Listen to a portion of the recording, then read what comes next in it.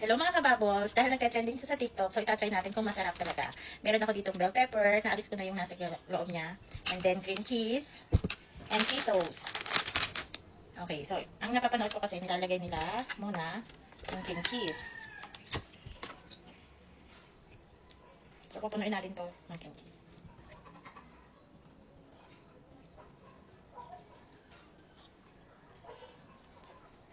So sana masarap.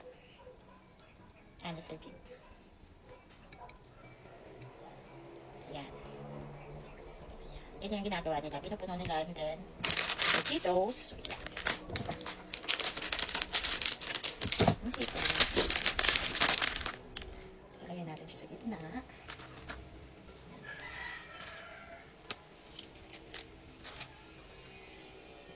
Hindi pala kayong Cheetos, pwedeng cheesy. Pwede rin. Or yung, Takis.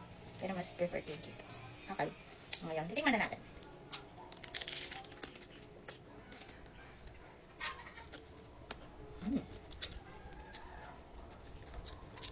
Masarap siya.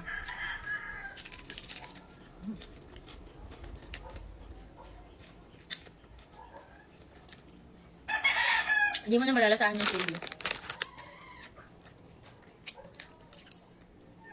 Tatry natin din na merong, nandito yung natira namin nung New Year na queso de bola. Tatry natin yung may queso. Kasi hindi ko naglalagay ng cheese. So, queso de bola yung tatry natin. Napang mo yan, promise.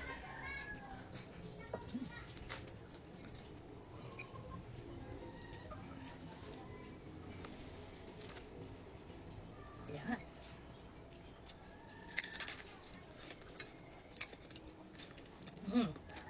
Mas masarap siya na may cheese. O siguro dahil queso de bola yung gamit ko.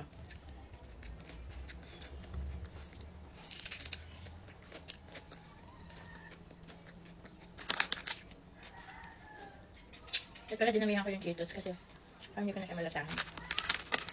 So dami yung cream cheese. Mayroon natin yung Cheetos. Dagdagan natin yung Cheetos.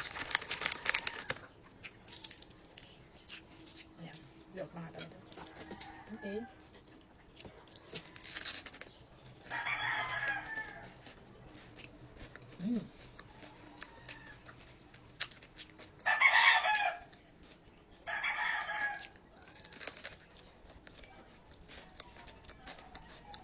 Masarap siya, pero hindi siya yung tipo na aaraw-arawin ko.